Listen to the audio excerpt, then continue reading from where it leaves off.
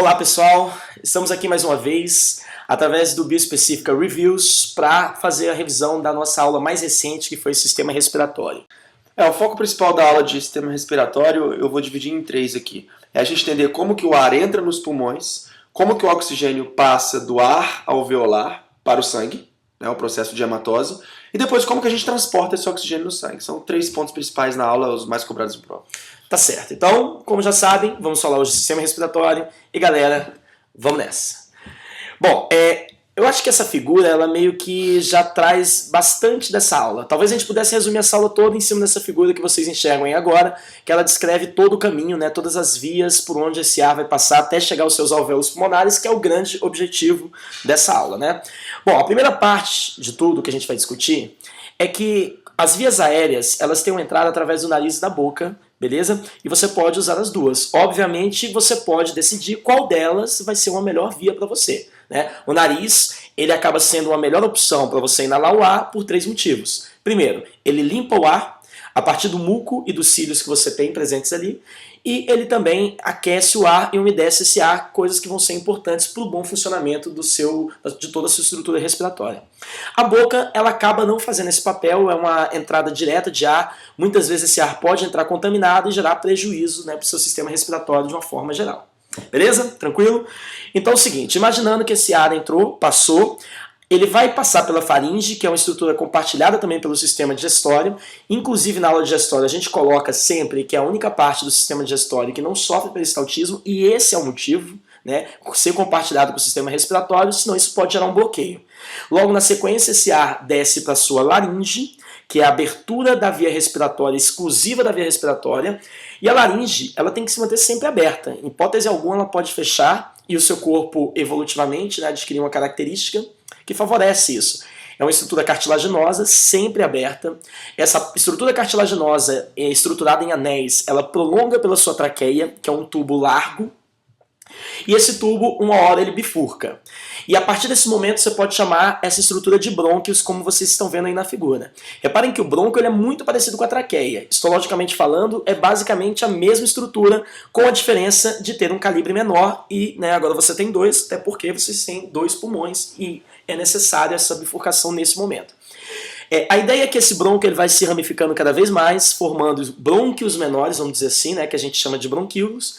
E essa árvore de bronquíolos gerada dentro de cada pulmão, ela vai finalizar em uma pequena sacola chamada de alvéolo. E é aí que tudo acontece. Os saquinhos de ar chamados de alvéolos pulmonares, como a gente está vendo aí, vocês podem visualizar na figura, e cada um desses saquinhos de ar, eles estão englobados por uma série de capilares sanguíneos.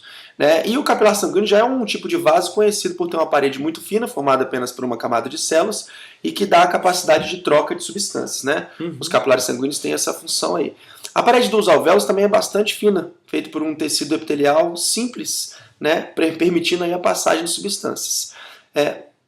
Você pode visualizar ali na figura do cantinho, que está representado para a gente um capilar sanguíneo como hemácia, que são as células vermelhas do nosso sangue, e do outro lado ali tem o ar alveolar. E aí tem as setinhas mostrando pra gente que o oxigênio está passando no sentido do ar alveolar para hemácia, para o vaso sanguíneo, e o gás carbônico está passando no sentido contrário. O oxigênio e o gás carbônico são moléculas apolares e atravessam a membrana plasmática muito facilmente. Então eles vão entrar na célula por difusão simples. E a difusão simples ela vai ser direcionada de acordo com o gradiente de concentração ou o fluxo das moléculas. É um transporte passivo. Então, se você imaginar que você tem no sangue, que está chegando ali no pulmão, uma concentração maior de gás carbônico do que no ar que você inspirou, esse gás carbônico tende a sair do sangue e ir para o ar, por difusão simples. E o oxigênio, logicamente, vai fazer o contrário. Você inspirou um ar que tem mais oxigênio do que no seu sangue. Então, ele vai passar do ar alveolar para o seu sangue. Esse processo a gente chama de hematose, e esse processo é baseado unicamente na difusão simples. Não confundir, achar que tem algum tipo de transporte ativo aí. Então, pelo que eu entendi, é simplesmente uma diferença de concentração. Isso. Se por acaso você tem mais de um lado e menos do outro, a tendência natural, um equilíbrio químico é que você tenha... Agora, o grande lance que os mamíferos, principalmente o mamífero humano, mas mamíferos de uma forma geral conseguem fazer, anfíbios, por exemplo, não conseguiam, é você criar essa diferença de concentração. Você tem que, então, ser capaz de mandar um sangue para o pulmão que seja muito pobre em oxigênio. Que a gente chama aí de sangue venoso. Se esse sangue que você manda para o pulmão tiver um pouquinho a mais de oxigênio aí, você vai pegar menos do ar, já que o processo é difusão simples. Então não confundam com transporte ativo, não existe isso. A hematose é um processo baseado na difusão simples. Certo. E tem uma outra coisa, pessoal, que vale muito vocês lembrarem. Não confunda isso, muito menos cair em um item que afirme algo como essa situação de hematose, confundir a definição de hematose. É simplesmente um processo, como está escrito aí, um processo baseado numa difusão simples, mas não em qualquer local. Apenas entre o alvéolo e o capilar sanguíneo. Se você pensar que a passagem de gás ela pode acontecer em outras partes do seu corpo, como por exemplo uma artéria, uma arteríola, um capilar que chega com oxigênio ao seu músculo, nesse momento tem também uma troca gasosa entre o sangue e o músculo, mas nesse momento você não chama esse processo de hematose, simplesmente quando acontece no pulmão. Perfeito. Uma coisa interessante da gente lembrar nesse slide, nessa figura, é a presença e importância monstruosa da hemoglobina, né, que é uma proteína produzida pelo nosso organismo, um pigmento do nosso sangue, que tem a capacidade de se ligar com oxigênio. A hemoglobina tem uma capacidade de se ligar com 4 moléculas de oxigênio e eventualmente soltar essas moléculas de oxigênio nos tecidos para nutri-los, né? Mas se não tivesse hemoglobina ali, a eficiência de transporte, a eficiência de absorção de hematose, ela seria bem menor. Mas por quê?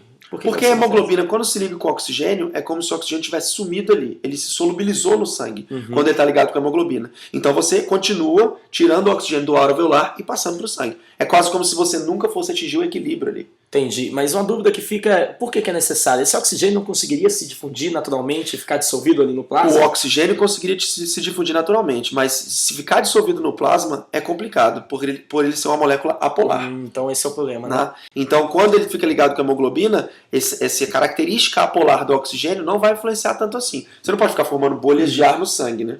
Pelo que você está me falando, então, o gás carbônico, então a gente praticamente tem o mesmo problema. O mesmo problema para transportar gás carbônico no sangue. Então, mas isso é uma coisa que a gente vai resolver com um trabalho maior que a gente discute um pouco para frente, né? Quando a gente falou de transporte. Então, o que a gente falou até agora? A gente falou das vias respiratórias e como que ocorre a passagem de oxigênio para dentro do sangue e o gás carbônico para fora, o processo de hematose. Vamos falar agora como que o ar entra nos pulmões.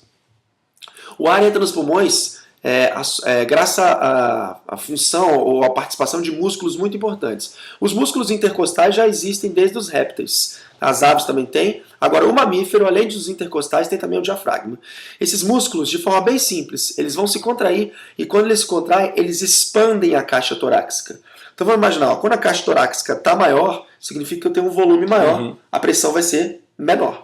Você concorda então que o volume maior diminui a pressão? Certo. O grande lance agora é comparar. Porque você vai ter uma pressão aqui dentro da sua caixa torácica menor do que a pressão externa. E aí, por essa diferença de pressão, o ar vai tender a entrar, como a gente está mostrando nessa figura. Então você imagina que essa membraninha azul que está sendo puxada aí na figura está representando o diafragma. Quando você contrai, você expandiu a caixa torácica, o oxigênio, o ar, de uma forma geral, vai entrar nos nossos pulmões e aí vai acontecer a hematose. Então, pelo que eu entendi, você está me falando que com o mesmo volume, aliás, se o volume aumenta com a mesma quantidade de ar, a pressão tende a diminuir dentro do nosso tórax. Perfeito. E isso induz o ar lá fora, que está numa pressão maior, a entrar no nosso pulmão. É diferença de pressão, é um processo de difusão. Entendi. Tá? O ar entrou. Agora a gente vai fazer o contrário quando a gente relaxa o diafragma. Quando a gente relaxou o diafragma agora, o volume diminuiu, mas tinha entrado ar ali. Então o volume agora diminuiu com maior concentração de ar. Tá? Diminuiu o volume, eu comprimi. Na hora que eu fiz uma compressão, eu aumentei a pressão. Ficou maior que a pressão externa, o ar agora saiu. Entendi. Pessoal, você sabe que nesse momento é muito comum vocês confundirem às vezes de em qual situação, na inspiração e na expiração, em qual das situações o diafragma está contraído. E é só você imaginar que o diafragma é um músculo, e sendo um músculo, através de uma contração, ele diminui o volume dele. Ele diminui o volume dele, mas aumenta o volume da cavidade. Então logo, para ele diminuir o volume, ele está contraindo, então isso acontece na inspiração. Perfeito. A contração do diafragma, então, ocorre na inspiração. Essas são as coisas mais cobradas. Não pode confundir isso aí. Logo, quando ele expande, ele passa a ocupar um volume maior dentro do seu tórax e ele acaba comprimindo a caixa torácica. Ele expandiu, ocupa um volume maior, como você falou, comprime a caixa torácica. E aí o ar sai. Só falta agora a gente falar do transporte dos gases respiratórios do sangue. Na verdade, o nosso objetivo aqui agora, nesse momento, é explicar como que você controla, né, esse processo respiratório. Até porque é um processo involuntário. É um processo automatizado que você tem influência sobre ele, se você quiser, mas o seu corpo tem um controle próprio para ele. E, na verdade, existem duas formas de controle. A primeira forma, ela é baseada principalmente na concentração excessiva de CO2. E essa é uma das formas, das duas que a gente vai falar, é a mais significativa. Mas também existe outra que está baseada na concentração de oxigênio. Quando ela cai, O seu corpo, obviamente, percebe isso, já que o grande objetivo é você controlar a presença de oxigênio no corpo, e aí, indiretamente, se induz a respiração. Bom, na verdade, a ideia é o seguinte: o seu corpo ele pega dois vasos muito importantes para você, a artéria aorta, que está saindo com o sangue oxigenado do coração, e as artérias carótidas, que são as duas artérias que sobem para sua cabeça, ou vamos dizer assim, né? Então das artérias as mais importantes, e nesse momento ele coloca receptores químicos dentro dessas artérias que percebem a concentração de oxigênio. Se por acaso a concentração de oxigênio cai, ele arruma uma forma de avisar ao seu bulbo, que é o centro controlador da respiração, que essa concentração de oxigênio está insuficiente. E o seu bulbo gera um reflexo que movimenta seus músculos respiratórios, diafragma e músculo intercostal. Então essa é a primeira forma de percepção e de necessidade da respiração. Quando diminui o oxigênio no organismo, você vai hiperventilar para aumentar a taxa de entrada de oxigênio no seu corpo. Exatamente. Você fica ofegante para fazer com que entre mais oxigênio. Exatamente. E que o gás carbônico saia mais rápido. Isso, que também é outro ponto importante. Você tem que sempre estar atento à queda de oxigênio no organismo. E muitas vezes a queda de oxigênio no organismo está relacionada a um excesso de CO2. Porque a ventilação põe CO2 para fora e oxigênio para dentro. Se o oxigênio cai, significa que você também não está liberando CO2. Então, peraí, você pode achar uma estratégia, né? E tentar perceber através do CO2. E é exatamente esse o ponto agora. Só uma coisa interessante, antes de você começar a explicar essa parte de transporte de gás carbônico. Vamos lembrar que o oxigênio, grande parte dele, a maior parte, esmagadora, está sendo transportado pela hemoglobina. O gás carbônico não pode ser assim, porque senão o gás carbônico vai competir com o oxigênio pela hemoglobina. Mas agora que vem um ponto, né? Como que será que acontece esse transporte de gás carbônico? Até porque você vai pensar que o gás carbônico é um gás, uma molécula polar, e essa molécula polar ela tem dificuldade de se dissolver no seu sangue, no seu plasma. Então, olha a estratégia do seu corpo. Assim que o CO2 é produzido por suas células e ele é liberado para o seu sangue, chegando ao sangue, ele vai ter uma tendência a se combinar com a água. Mas peraí, isso não acontece em qualquer lugar. Isso acontece dentro de uma hemácia. Uma enzima dentro da hemácia chamada anidrase carbônica, ela vai permitir a união do CO2 com a água e ao permitir isso, ela forma o que a gente conhece como ácido carbônico H2CO3. E como a gente entende esse conceito vindo lá da química, um ácido em meia aquoso ele tende a dissociar, né? Liberar o próton e liberar o seu ânion. Então ele vai liberar ali o seu íon positivo, H+, e vai liberar também o HCO3-, que é o nosso íon bicarbonato. Consequentemente, o que você passa até a partir desse momento é H+ livre e íon bicarbonato livre. A tendência é, a partir desse momento, você colocou o CO2, que antes estava solto no sangue, dentro do íon bicarbonato. Então, de uma forma ou de outra, você não perdeu o CO2. Ele continua ali, só que agora ele está dentro do íon bicarbonato, que, peraí, é um íon, tem carga, se torna uma molécula polar muito mais fácil de solubilizar no plasma.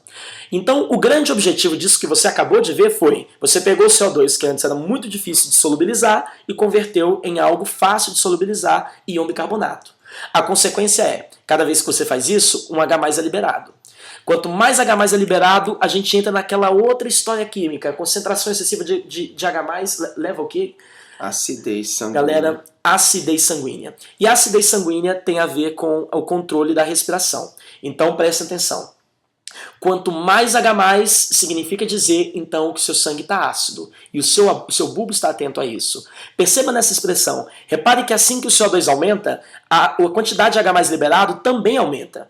Então, uma alta concentração de H+ significa uma quantidade excessiva de CO2 também. Significa a necessidade de respirar, colocar esse CO2 para fora e absorver o O2. O bulbo tem sensores para esse H+, percebe a acidez, e quanto maior a concentração de H+, mais estímulos ele manda para o diafragma e músculos intercostais. Aí você aumenta a frequência respiratória, tirando esse excesso de gás carbônico do organismo. E assim, pessoal, a gente fala do controle respiratório e fecha por hoje o Bioespecífica Review dessa semana. E então é isso, a gente volta na próxima semana falando do sistema circulatório. Fiquem atentos ao site, ao nosso Facebook, Bioespecífica. Galera, a gente se vê na próxima aula.